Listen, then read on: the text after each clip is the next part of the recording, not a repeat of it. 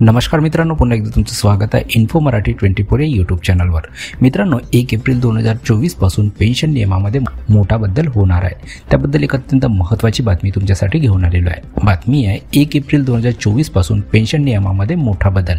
जाणून घ्या नवी मार्गदर्शक तत्वे। मित्रांनो, नेमकं काय आहे या बातमीमध्ये आपण नक्की बघूया। पण त्याआधी जर तुम्ही आपल्या चॅनलवर नवीन असाल तर चॅनलला सबस्क्राइब करून बाजूला दिलेल्या बेल आयकॉनला नक्की क्लिक करा। व्हिडिओ जर कामाचा आणि महत्त्वाचा वाटला तर व्हिडिओला लाईक करून आपल्या मित्रपरिवारासोबत नक्की शेअर करा। आणि हो मित्रांनो, व्हिडिओला शेवटपर्यंत नक्की बघा जेणेकरून तुमच्याकडून कोणतीही माहिती सुटणार नाही। मित्रांनो, पेन्शन योजनांमध्ये वेळोवेळी बदल करण्यात येतात जेणेकरून त्या अधिक चांगल्या आणि लाभार्थ्यांसाठी सुरक्षित करता येतील। 1 एप्रिल 2024 पासून भारत सरकारने पेन्शनच्या नियमामध्ये काही मोठे बदल लागू केले आहेत। या बदलांचा उद्देश पेन्शन प्रणाली अधिक पारदर्शक आणि सुरक्षित बनवणे आहे। या व्हिडिओमध्ये आपण या नव्या नियमांविषयी आणि त्यांच्या परिणामाविषयी सविस्तर चर्चा करूया। मित्रांनो, 1 एप्रिल 2024 पासून लागू झालेल्या या नव्या पेन्शन नियमामध्ये अनेक महत्त्वाचे बदल समाविष्ट करण्यात आले आहेत। हे बदल प्रामुख्याने सरकारी कर्मचाऱ्यांसाठी आणि पेन्शनधारकांसाठी लागू केले आहेत। मित्रांनो, आता स्क्रीनवर तुम्हाला एक टेबल दिसून राहिलेला आहे, त्यामध्ये पूर्ण डिटेल दिलेली आहे। आपण एक डिटेल यामध्ये आपण बघूया। पहिला आहे 2 फॅक्टर ऑथेंटिकेशन। मित्रांनो, आता NPS खातेदारांना त्यांच्या खात्यात लॉग इन करताना आधार आधारित OTP व्हेरिफिकेशन करावे लागेल। हा निर्णय सायबर सुरक्षेला बळकटी देण्यासाठी आणि अनधिकृत प्रवेश रोखण्यासाठी घेण्यात आला आहे। मित्रांनो, यामध्ये दुसरा आहे डेअरनेस रिलीफ म्हणजे DR मध्ये वाढ। मित्रांनो, केंद्र सरकारने DR वाढवून 53% केला आहे। ही वाढ जुलै 2024 पासून प्रभावी होणार आहे आणि सर्व केंद्रीय कर्मचारी तसेच पेन्शनधारकांना याचा लाभ मिळेल। तिसरा आहे NPS विड्रॉल लिमिट। मित्रांनो, NPS खातेदारांसाठी विड्रॉल लिमिट बदलण्यात आलेली आहे। आता खातेदार त्याच्या एकूण जमा रकमेपैकी केवळ 25% रक्कम काढू शकतो। ही मर्यादा नियोक्ता आणि कर्मचारी दोघांच्या योगदानावर लागू होणार आहे। चौथा आहे युनिफाईड पेन्शन स्कीम म्हणजे UPS। मित्रांनो, युनिफाईड पेन्शन स्कीम म्हणजे UPS ही जुनी पेन्शन योजना म्हणजे OPS पुन्हा सुरू करण्याच्या मागणीच्या पार्श्वभूमीवर आणण्यात आलेली आहे। या योजनेअंतर्गत निवृत्तीनंतर अंतिम वेतनाच्या 50% इतकी पेन्शन मिळेल। किमान सेवा कालावधी 10 वर्षे राहील।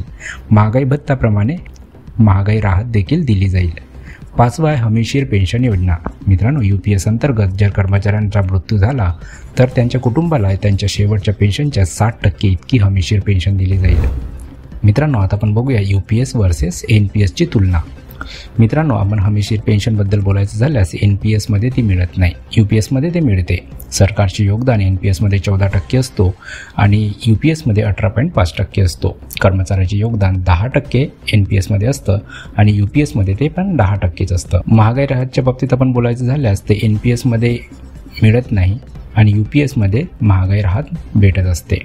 किमान सेवा कालावधी NPS मध्ये नसते, तसेच UPS मध्ये 10 वर्ष असते। मित्रांनो, या बदलामुळे होणारे फायदे काय आहेत याबद्दल आपण बघूया।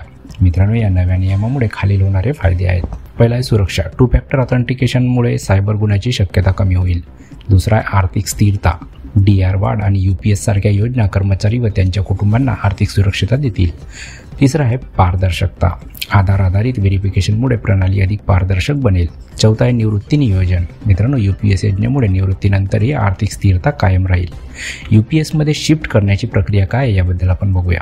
जे कर्मचारी आधीचे NPS मध्ये आहेत ते UPS मध्ये शिफ्ट होऊ शकतात। यासाठी NPS फंड UPS मध्ये ट्रान्सफर करावे लागेल। जर NPS फंड UPS च्या किमान रकमेपेक्षा कमी असेल तर फरकाची रक्कम स्वतः जमा करावी लागेल। एकदा UPS मध्ये शिफ्ट झाल्यानंतर पुन्हा NPS मध्ये परत येणे शक्य नाही।